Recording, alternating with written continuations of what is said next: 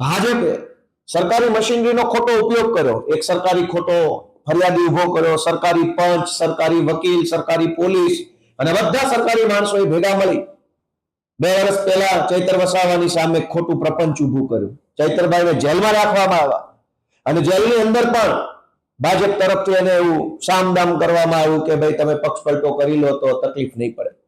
પણ ચૈતર વસાવા ફાઇટર છે. એ આદિવાસી સમાજ માટે, ગુજરાતના લોકો માટે લડવા વાળો માણસ છે, ઝૂકવા વાળો નથી.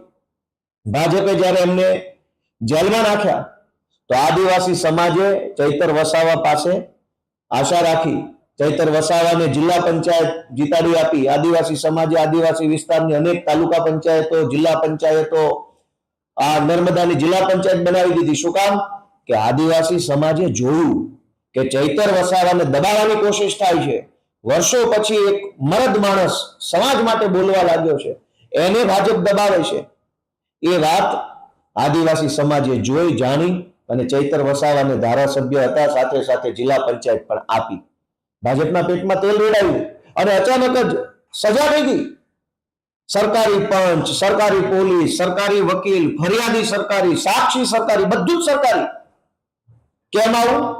ગુજરાતમાં હજારો ભાજપના માણસોએ ન કરવાના તમામ ધંધાઓ કર્યા છે.